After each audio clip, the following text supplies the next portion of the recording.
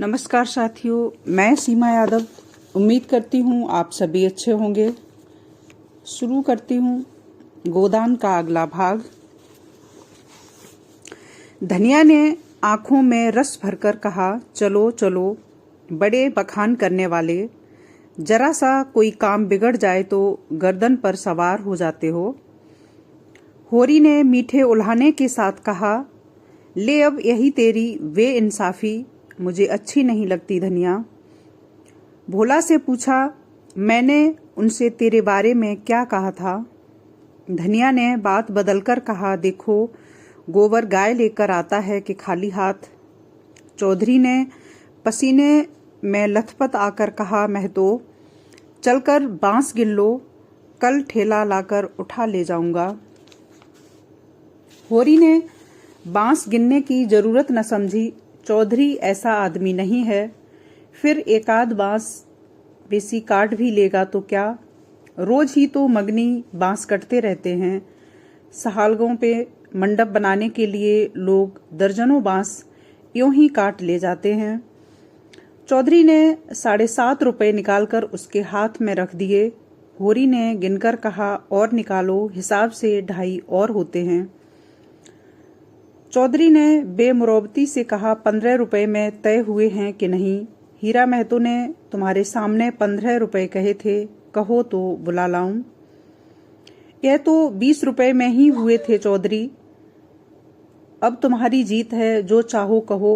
2.5 रुपए निकलते हैं, तुम 2 ही दे दो। मगर चौधरी कच्ची गोलियां न खेला था। अब उसे किसका डर? होरी के मुंह में तो मानो ताला पड़ गया। क्या कहे, माथा ठोक कर रह गया। बस इतना बोला, यह अच्छी बात नहीं है चौधरी, 2 रुपए दबाकर राजा तो नहीं हो जाओगे। चौधरी ने तीक्ष्ण स्वर में बोला, और तुम क्या भाइयों के थोड़े से पैसे दबाकर राजा बन जाओगे? 2.5 रुपए पर अपना ईमान क्यों बिगाड़ रहे थे? उस पर मुझे उपदेश देते हो? अभी पर्दा खोल दूं तो सिर नीचा हो जाए। होरी पर जैसे सैकड़ों जूते पड़ गए। चौधरी तो रुपए सामने जमीन पर रखकर चला गया, पर वह नीम के नीचे बैठा बड़ी देर तक पछताता रहा। वह कितना लोभी और स्वार्थी है, इसका उसे आज पता चला। चौधरी ने 2.5 रुपए दे दिए होते तो वह खुशी से कितना फूल उठता। अपनी चालाकी को सराहता कि बैठे बैठे 2.5 रुपए मिल गए। ठोकर खाकर ही तो हम सावधानी से पग उठाते हैं। धनिया अंदर चली गई थी। बाहर आई तो रुपए जमीन पर पड़े देखे। गिनकर बोली, और रुपए क्या हुए, 10 न चाहिए? होरी ने लंबा मुंह बनाकर कहा, हीरा ने 15 रुपए में ही दिए तो मैं क्या करता? हीरा 5 रुपए में दे दे, हम नहीं देते इन दामों में। वहां मारपीट हो रही थी, मैं बीच में क्या बोलता? होरी ने अपनी पराजय अपने मन में ही डाल ली, जैसे कोई चोरी से आम तोड़ने के लिए पेड़ पर चढ़े और गिर पड़ने पर धूल झाड़कर उठता हुआ खड़ा हो जाए कि कोई देख न ले। जीतकर आप अपनी धोखेबाजियों की डींग मार सकते हैं। जीत में सब कुछ माफ है, हार की लज्जा तो पी जाने की ही वस्तु है। धनिया पति को फटकारने लगी। ऐसे अवसर उसे बहुत कम मिलते थे। होरी उससे चतुर था, पर आज बाजी धनिया के हाथ में थी। हाथ मटकाकर बोली, क्यों न हो भाई? भाई ने 15 रुपए कह दिए तो तुम कैसे टोकते? अरे राम राम, लाडले भाई का दिल छोटा हो जाता कि नहीं? फिर जब इतना बड़ा अनर्थ हो रहा था कि लाडली बहू के गले पर छुरी चल रही थी, तो भला तुम कैसे बोलते? उस वक्त कोई तुम्हारा सर्वस्व लूट लेता तो भी तुम्हें सुध न होती। होरी चुपचाप सुनता रहा।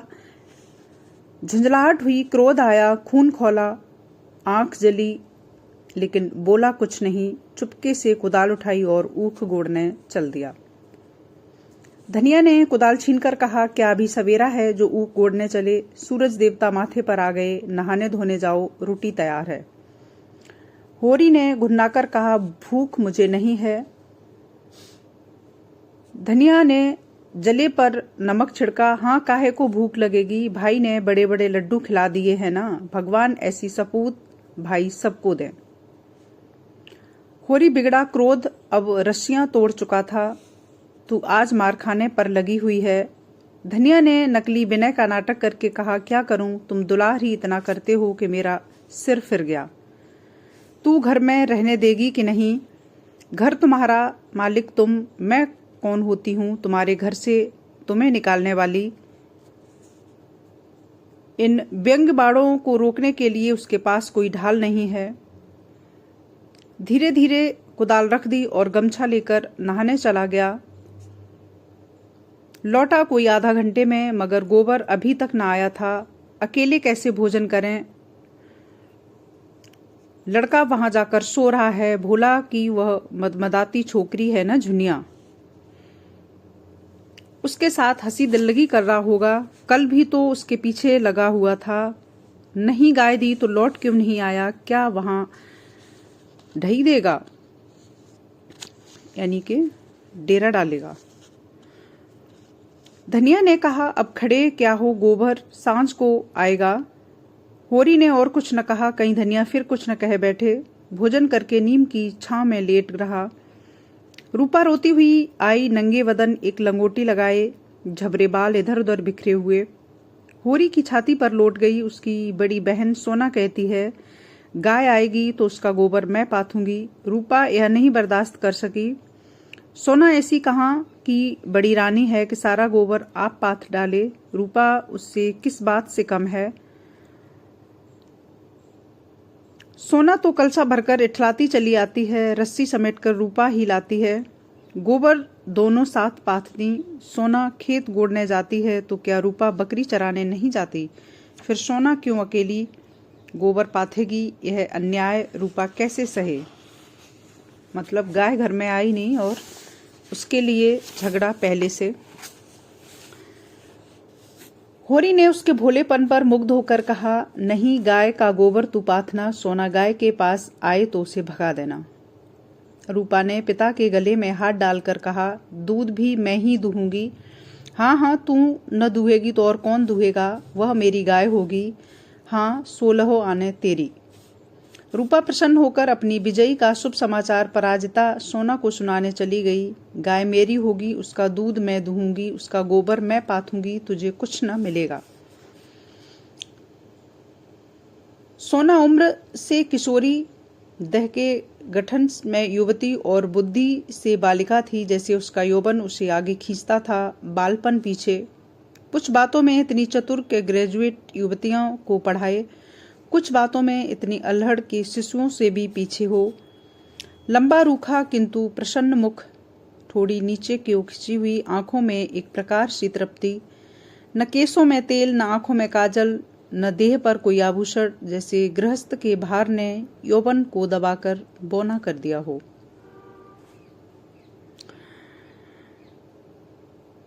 सिर को एक झटका देकर बोली, जा तू गोबर पाथ। जब तू दूध दूहकर रखेगी तो मैं पी जाऊंगी। मैं दूध की हांडी ताले में बंद करके रखूंगी। मैं ताला तोड़कर दूध निकाल लाऊंगी। कहती हुई वह बाग की तरफ चल दी। आम गदरा गए थे। हवा के झोंकों से एक आध जमीन पर गिर पड़ते थे, लू के मारे, लेकिन बाल वृंद उन्हें टपके समझकर बाग को घेरे रहते थे। मीन्स पके आम। रूपा भी बहन के पीछे होली। जो काम सोना करे वही रूपा जरूर करेगी। सोना के विवाह की बातचीत हो रही थी। रूपा के विवाह की कोई चर्चा नहीं करता, इसलिए वह स्वयं अपने विवाह के लिए आग्रह करती। उसका दूल्हा कैसा होगा, क्या क्या लाएगा, उसे कैसे रखेगा, क्या पहनाएगा, इसका वह बड़ा विशद वर्णन करती, जिसे सुनकर कदाचित कोई बालक उसके विवाह करने पर राजी न होता। सांझ हो रही थी। होरी ऐसा अलसाया कि ऊख गोड़ने न जा सका। बैलों को नांद में लगाया, सानी खरीदी और एक चिलम भरकर पीने लगा। इस फसल में सब कुछ खलियान में तौल देने पर भी अभी उस पर कोई 300 रुपये कर्ज था, जिस पर कोई 100 रुपये सूद के बढ़ते जाते थे। मगरू शाह से आज 5 साल हुए। बैल के लिए 60 रुपये लिए थे, उसमें 60 दे चुका था, पर वह 60 रुपये ज्यों के त्यों बने हुए थे। दाता दीन पंडित से 30 रुपये लेकर आलू बोए थे। आलू तो चोर खोद ले गए और उस 30 के इन 30 वर्षों में 100 हो गए, 3 वर्षों में 100 हो गए। दुलारी विधवा सौआइन थी जो गांव में नॉन तेल तंबाकू की दुकान रखे हुए थी। बंटवारे के समय उसके 40 रुपए लेकर भाइयों को देना पड़ा।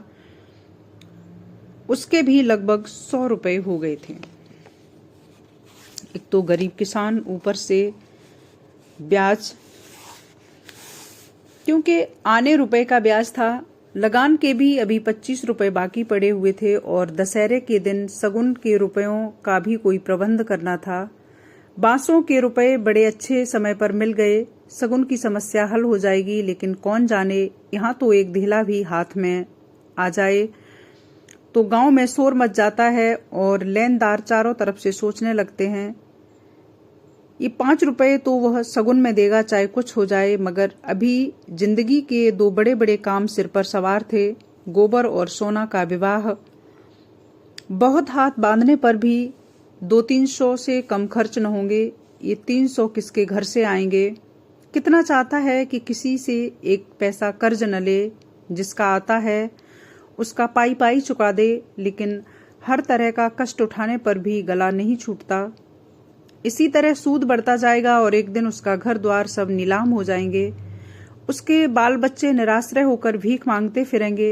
होरी जब काम धंधे से छुट्टी पाकर चिलम पीने लगता तो यह चिंता एक काली दीवाल की भांति उसे चारों ओर से घेर लेती, जिसमें से निकलने की उसे कोई गली न सूझती थी। अगर संतोष था तो यही कि यह विपत्ति अकेले उसी के सर न थी। प्रायः सभी किसानों का यही हाल था। अधिकांश की दशा तो इससे भी बदतर थी। शोभा और हीरा को उससे अलग हुए अभी 3 साल हुए थे, मगर दोनों पर 400-400 का बोझ लद गया।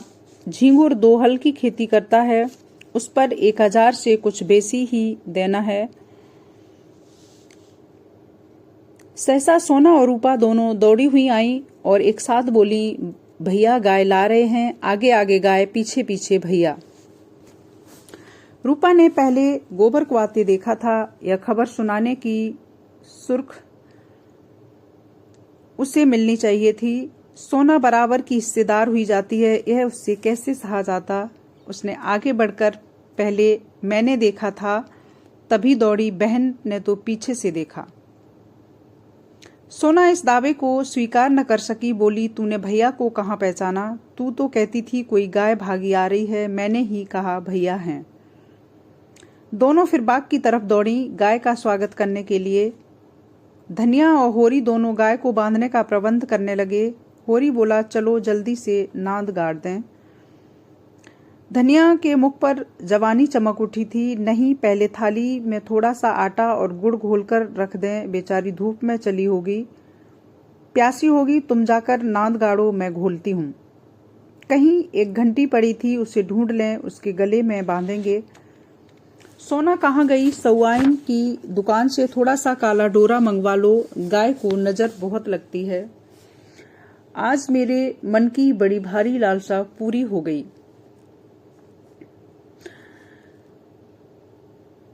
धनिया अपने हार्दिक उल्लास को दबाए रखना चाहती थी। इतनी बड़ी संपदा अपने हाथ कोई नहीं बाधा न लाए, यह शंका उसके निराश हृदय में कंपन डाल रही थी। आकाश की ओर देखकर बोली, गाय के आने का आनंद तो जब है कि उसका पौरा भी अच्छा हो, भगवान के मन की बात है। जब घर में कोई नई नई खुशी आती है या कोई बड़ी चीज मिलती है तो हर इंसान डरता है। जैसे एक गाय को ही लेकर धनिया कितनी डरी हुई है, मानो यह भगवान को भी धोखा देना चाहती थी। भगवान को भी दिखाना चाहती थी कि इस गाय के आने से उसे इतना आनंद नहीं हुआ कि ईर्ष्यालु भगवान सुख का पलड़ा ऊंचा करने के लिए कोई नई विपत्ति भेज दें। वह अभी आटा घोल ही रही थी कि गोबर गाय को लिए बालकों के एक जुलूस के साथ द्वार पर पहुंचा। होरी दौड़कर गाय के गले लिपट गया। धनिया ने आटा छोड़ दिया और जल्दी से एक पुरानी साड़ी का काला किनारा फाड़कर गाय के गले में बांध दिया। होरी श्रद्धा विह्वल नेत्रों से गाय को देख रहा था, मानो साक्षात देवी जी ने घर में पदार्पण किया हो।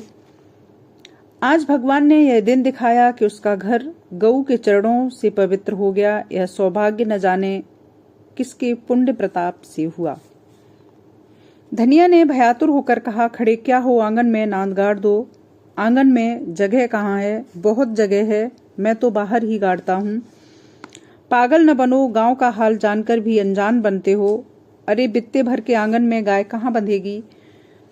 जो बात नहीं जानते उसमें टांग मत अड़ाया करो। संसार भर की विद्या तुम ही नहीं पढ़े हो।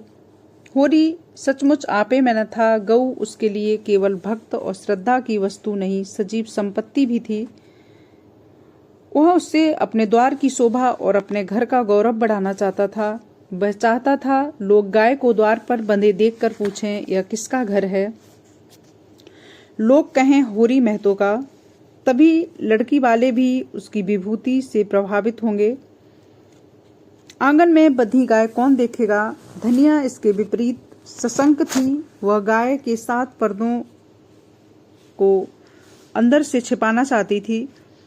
अगर गाय 8 पहर कोठरी में रह सकती तो वह शायद उसे बाहर न निकलने देती। यूं हर बात में होरी की जीत होती थी। वह अपने पक्ष पर अड़ जाता था और धनिया को दबना पड़ता था। लेकिन आज धनिया के सामने होरी की एक न चली। धनिया लड़ने पर तैयार हो गई। गोबर, सोना और रूपा सारा घर होरी के पक्ष में था, पर धनिया ने अकेले सबको परास्त कर दिया। आज उसमें एक विचित्र आत्मविश्वास और होरी में एक विचित्र विनय का उदय जो हो गया था। मगर तमाशा कैसे रुक सकता था? गाय डोली में बैठकर तो आई न थी। कैसे संभव था कि गांव में इतनी बड़ी बात हो जाए और तमाशा न लगे? जिसने सुना सब काम छोड़कर देखने दौड़ा। यह मामूली देसी गाय नहीं है। भोला के घर से 80 रुपए में आई है। होरी 80 रुपए क्या देंगे? 50-60 रुपए में लाए होंगे। गांव के इतिहास में 50-60 रुपए की गाय का आना भी अभूतपूर्व बात थी। बैल तो 50 रुपए के भी आए, 100 के भी आए, लेकिन गाय के लिए इतनी बड़ी रकम किसान क्या खा के खर्च करेगा? यह तो ग्वालों ही का कलेजा है कि अंजलियों रुपए गिन आते हैं। गाय क्या है? साक्षात देवी का रूप है। दर्शकों, आलोचकों का तांता लगा हुआ था और होरी दौड़ दौड़ कर सबका सत्कार कर रहा था। इतना विनम्र, इतना प्रसन्न चित्त वह कभी न था। 70 साल के बूढ़े पंडित दाता दीन लठिया टेकते हुए आए और पोपले मुंह से बोले, कहाँ हो होरी? तनिक हम भी तुम्हारी गाय देख लें, सुना बड़ी सुंदर है। होरी ने दौड़कर पालागन किया और मन में अभिमान में उल्लास का आनंद उठाता हुआ बड़े सम्मान से पंडित जी को आंगन में ले गया।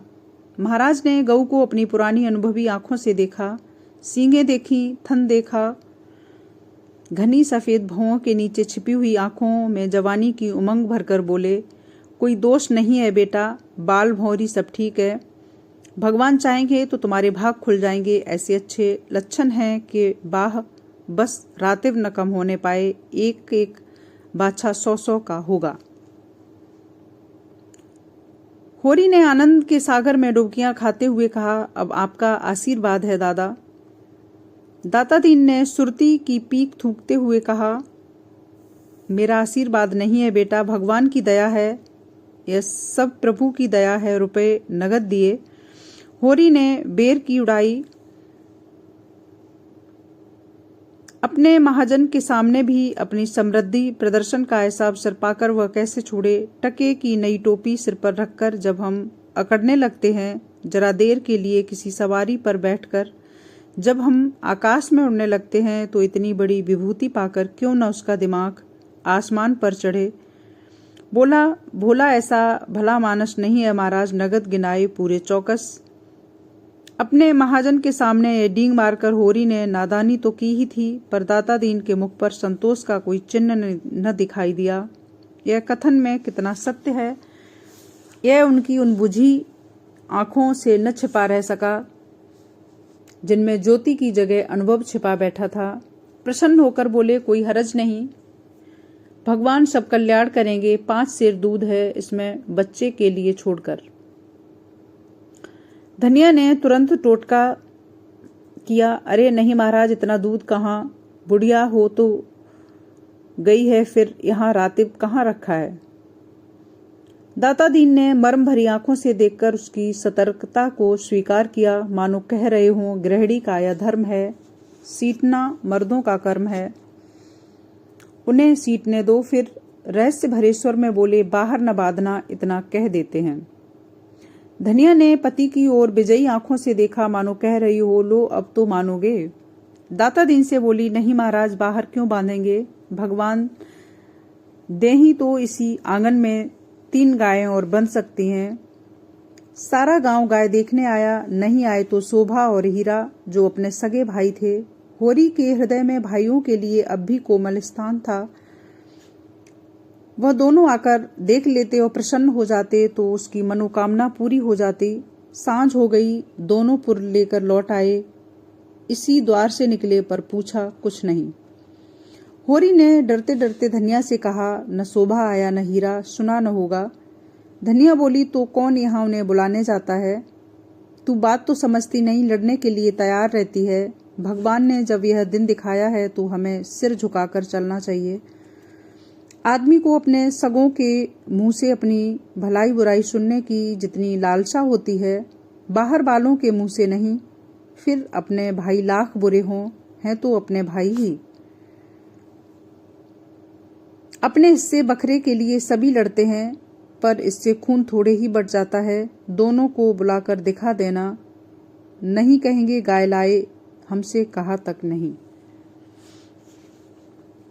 हर घर में ऐसा ही होता है, यदि बड़ा कुछ करे तो वह फर्ज है और छोटा कुछ करे तो एहसान, जो होरी के भाई भी होरी के साथ कर रहे हैं।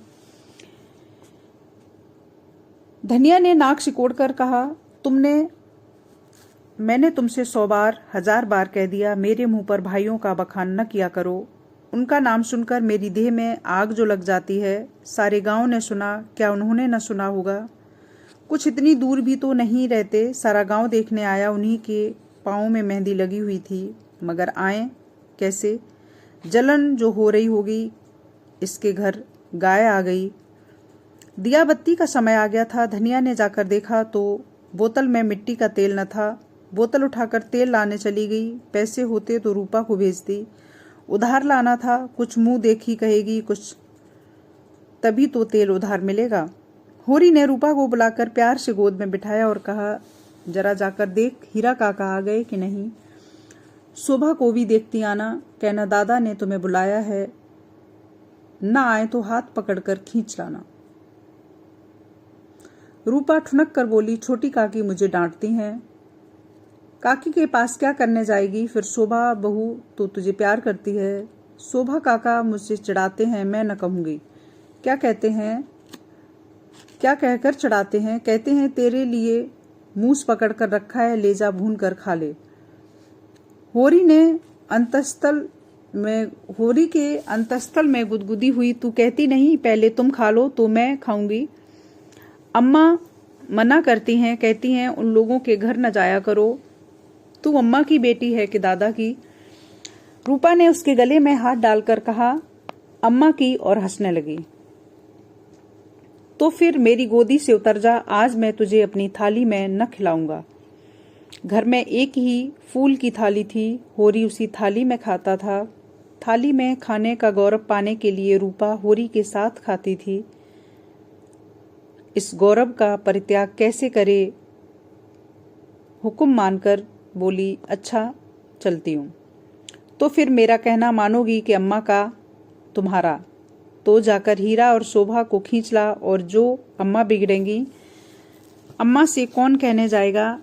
रूपा कूदती हुई हीरा के घर चली। द्वेष का मायाजाल बड़ी बड़ी मछलियों को ही फंसाता है। छोटी मछलियां या तो उसमें फंसती ही नहीं या तुरंत निकल जाती हैं। उनके लिए वह घातक जल क्रीड़ा की वस्तु है, भय की नहीं।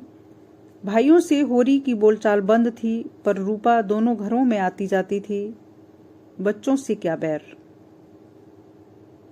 लेकिन रूपा घर से निकली ही थी कि धनिया तेल लिए मिल गई।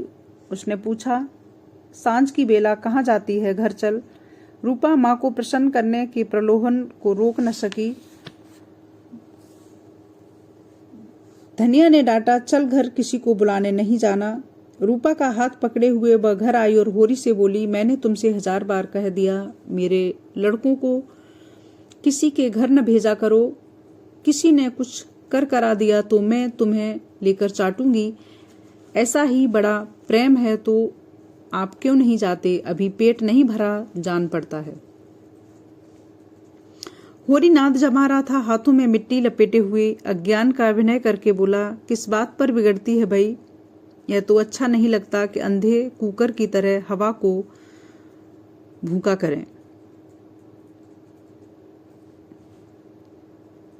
धनिया को कुप्पी में तेल डालना था। इस समय झगड़ा न बढ़ाना चाहती थी। रूपा भी लड़कों में जा मिली।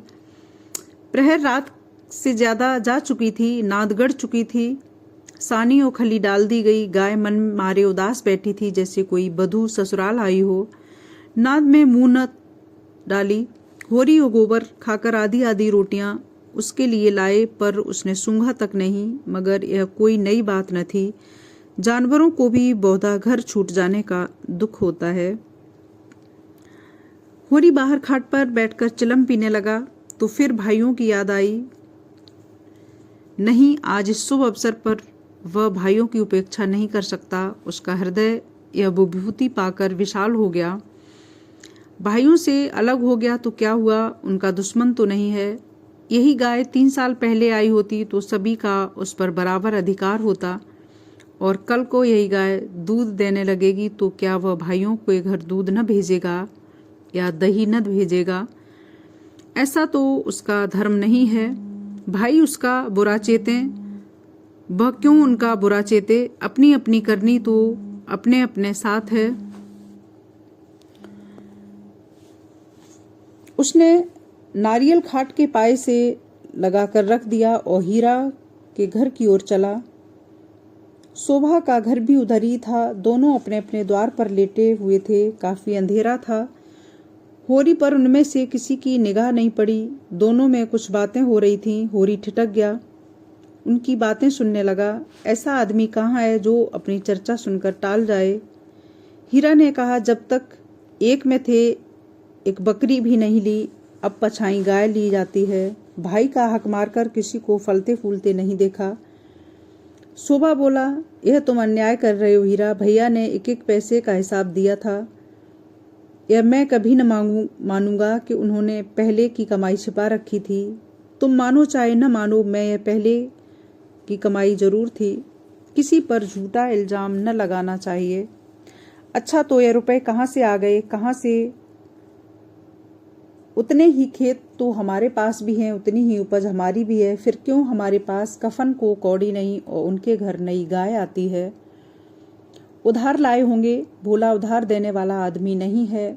कुछ भी हो गया, गाय है बड़ी सुंदर। गोबर लिए जाता था तो मैंने रास्ते में देखी।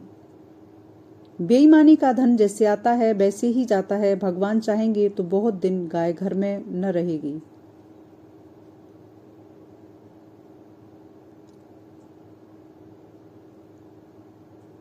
ये छोटे भाइयों की सोच बड़े के लिए बड़ा जा रहा है बुलाने।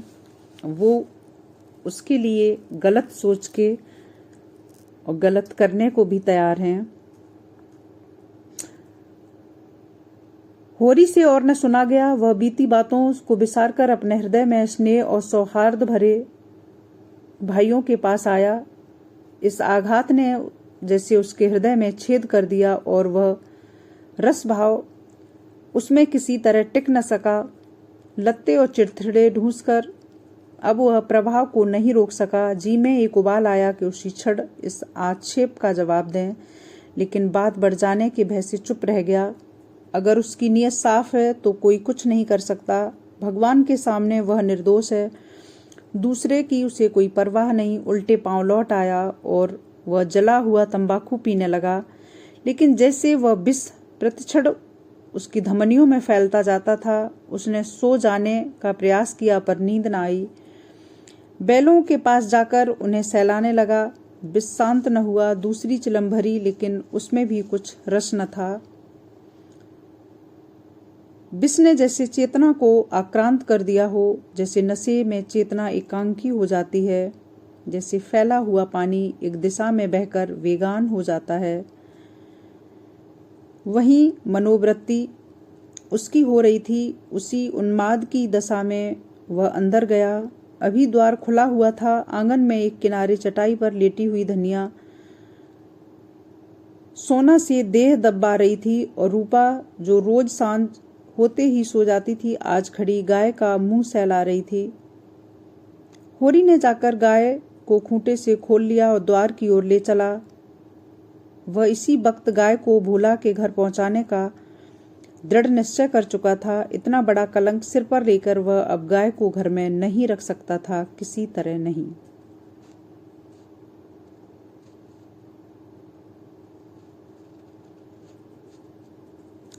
धनिया ने पूछा, कहाँ लिए जाते हो रात को? होरी ने एक पग बढ़ाकर कहा, ले जाता हूँ, भोला के घर लौटा दूंगा।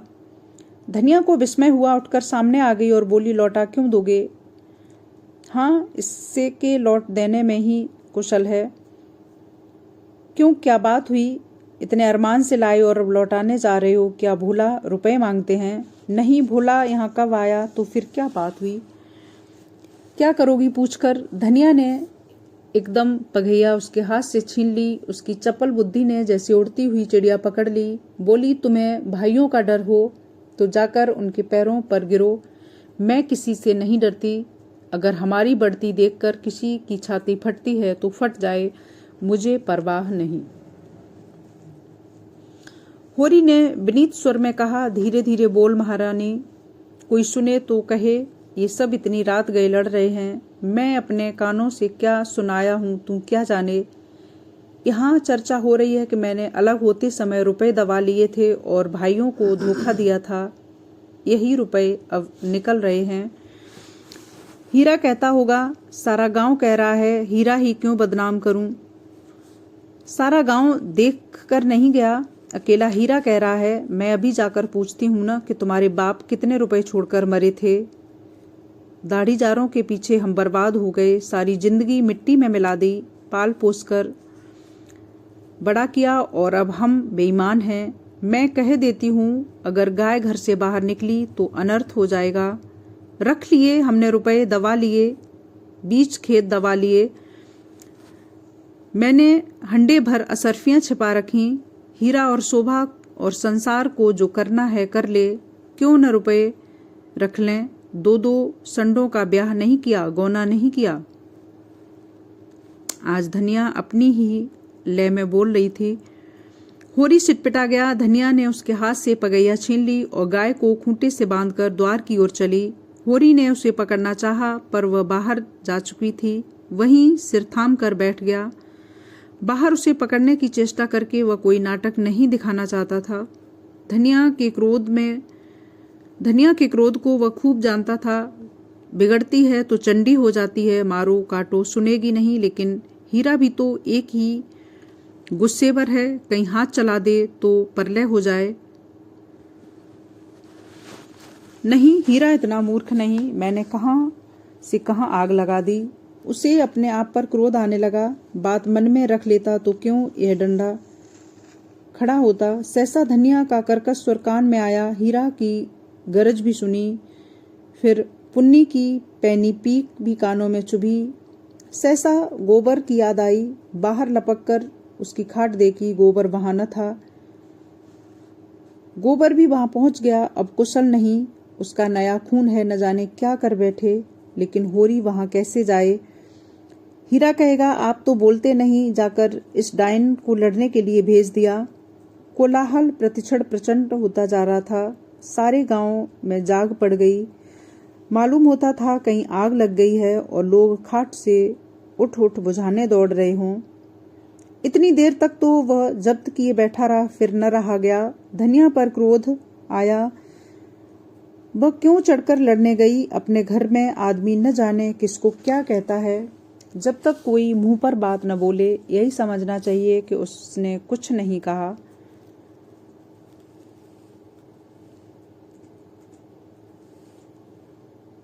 होरी की कृषक प्रकृति झगड़े से भागती थी। चार बातें सुनकर गम खा जाना इससे कहीं अच्छा है कि आपस में तनाजा हो।